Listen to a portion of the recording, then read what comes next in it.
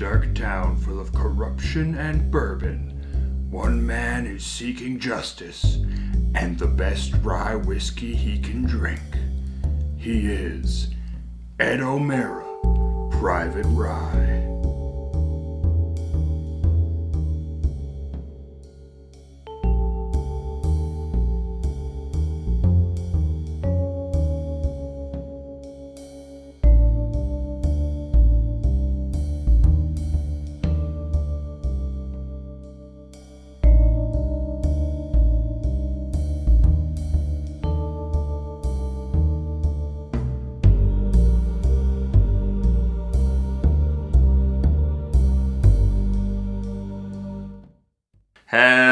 Hello, it is I, Ed, the Private Rye, coming back to you with another rye review. You'll notice Erica isn't here. She hates rye. I thought this one might be one she would want to give a try, but no, not even this one. So I'm running on my own today. I was hoping the old man might be here for once, but scheduling conflicts, it's just me. Hopefully he'll be here for later rye reviews. Anyway, this is a rye that got a lot of attention towards the tail end of 2020. Coming into 2021. It is kind of the rye of the zeitgeist right now. This is Jack Daniel's Single Barrel Proof. So I've been somewhat dismissive of Jack Daniel's in the past. The base product is very okay. And that didn't really change until I had the barrel proof single barrel of the regular Jack late last year. And I was like, wow, this is so good. This is such a good value. This is amazing. So then when everyone started talking about this guy, and it's a rye, and I'm a self-proclaimed rye guy, I was like, well, yeah, of course I want to get some of this. This sounds awesome. And people have been talking about this. People on WhiskeyTube, there's a couple of big channels that have been really talking this one up. People at my store, people coming in to buy things have been like, when's the JD Rye getting here? When's the JD Barrel Proof Rye getting here? We had a ton of people get on a wait list for it. Luckily, we got enough in that we were able to fulfill those orders and let me get a little. So I'm lucky that way. And only 2 months after its actual release date, which is not bad for Wisconsin. Usually we have to wait a lot longer. I don't know why. I guess all the distributors got together and decided they hate Wisconsin. So this is labeled as a Tennessee rye whiskey. 70% rye. I like that. I like that a lot. Now they did charcoal mellow it because it's Tennessee rye. But 70% is awesome. They easily could have gone with like a 51% rye mash bill, kind of did something like that. Their base rye is 70%, which if this is good, I might have to go back and check that out now because, man, that's actually kind of cool. I don't know about this charcoal mellowing thing with a rye. I guess we'll see how it goes. But we know this was aged 5 to 7 years in the highest levels of the warehouse, or rickhouse, I should say. So that's interesting. The highest levels of the rickhouse. That usually means it's very hot. It loses more water than it does alcohol and gets a lot of wood interaction. I really like my rye super dry and spicy. And aging at that top of the warehouse could mean it got a lot of really tannic, heavy, spicy oakiness, which will pair well with that spice from the rye, and I should like. It could also mean it picked up a bunch of wood sugar, which is not quite my thing. I'm always a little nervous when a bunch of bourbon lovers start talking about a particular rye. Bourbon lovers, as much as they do love some really tannic oakiness, they do also tend to go for more sweet, caramely stuff too, which isn't always my bag. But we'll see with this one which way this went. The other thing to remember, though, is these are single barrel expressions. So, there's probably going to be some similarities. There may be some differences and nuances between different bottles, depending on which barrel you get. I will say I did take the neck pour off of this and gave some to some coworkers, and everybody really liked it. So, I never judge a whiskey by the first pour, though. I'm going to judge it by this one right here. Let's get into the nose. So on the nose, I'm not getting a whole lot of that just boom, big rye spice. Still pepper, paprika, allspice, cloves. You know, the usual suspects I would get. I do get a little bit of spice. However, it's a lot of oakiness. It's a lot of that kind of sweet, sour oak. Maybe a little caramel. There is kind of a charred, charcoaly thing going on there. I assume that's from the barrel, not from the mellowing. You know, from the barrel char.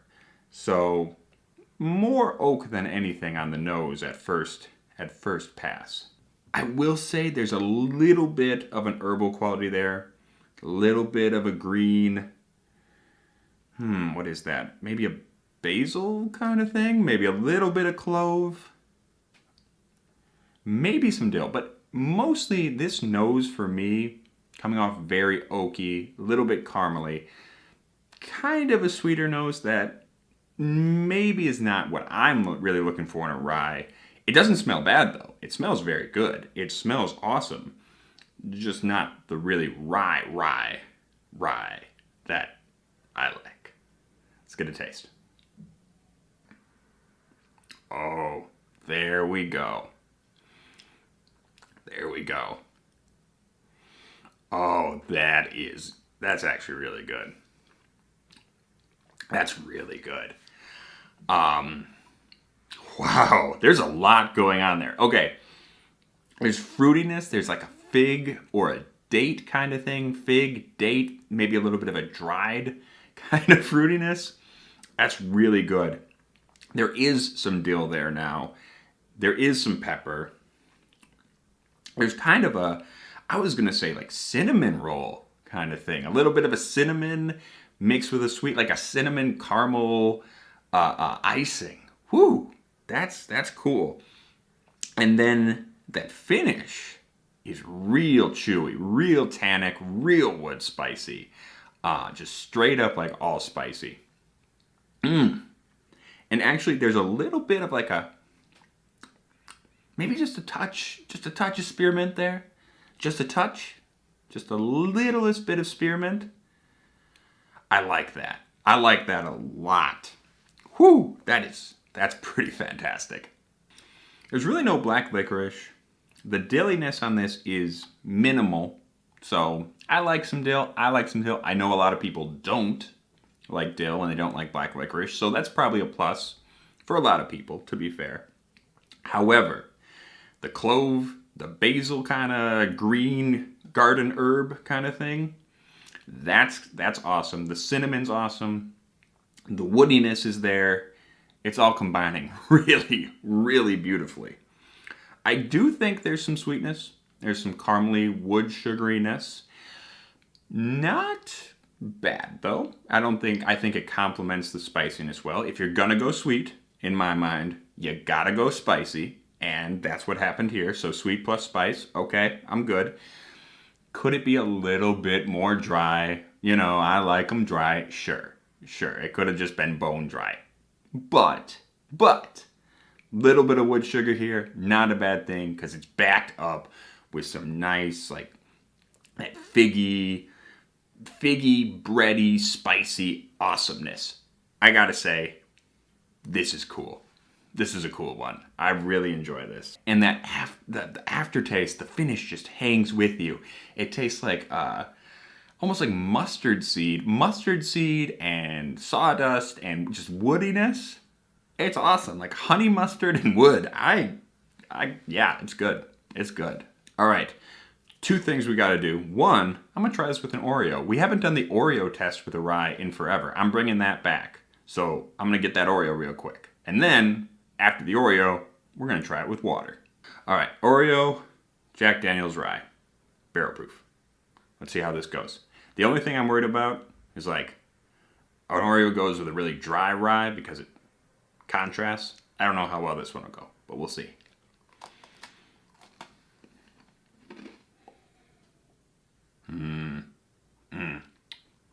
That's pretty damn good. It's not exactly the best Oreo rye combination I've ever had. Probably because this is maybe a little bit sweet. The other thing is, sometimes high alcohol, really high alcohol, tricks your mouth into thinking it's sweet. So, you know, maybe that's part of why this comes off sweeter. But man, it ends up making the Oreo taste like marshmallow. It's pretty damn good. It's pretty damn good. Okay. JD, passed the Oreo test. I guess I gotta add water now. I said I was gonna do it. I don't know if I want to. I feel like it's gonna spoil it. All right, let's add water. Let's see how it goes. Okay, so I've let the water sit for a minute. And I gotta say, actually, this nose, I think, improved with water. At least in the direction that I tend to like.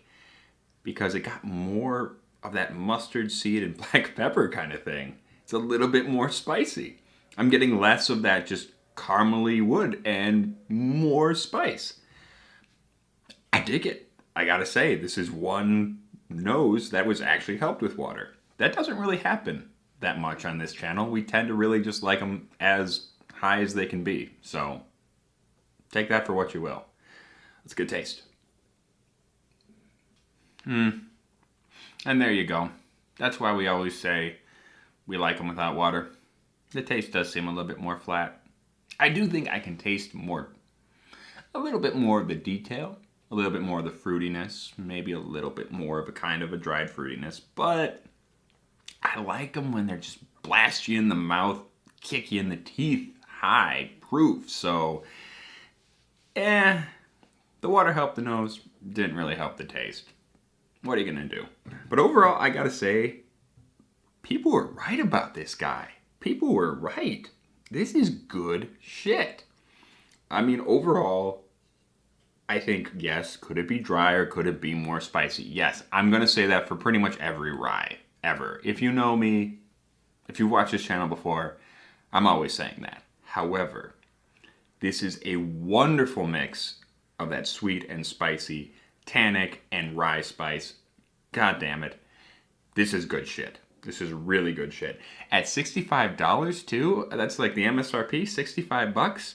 It was a little bit more expensive by me, but still, this is one to snap up. I gotta say, grab this shit if it's in your area because it's good. It's really good. So that's another barrel proof product that Jack put out that is making me change my mind about Jack Daniels. Just another fine expression from Jack. And I probably would have been very dismissive. I have been very dismissive of these in the past. And they keep proving me wrong. That's awesome. That's awesome. Good on you, Jack Daniels. So until next time, make sure to like, comment, and subscribe. Tell me if you've had this. Tell me what you think of it. And what your favorite Jack product is. You know, get down there. Go do it right now. And make sure to stay healthy, stay safe, and stay rotten.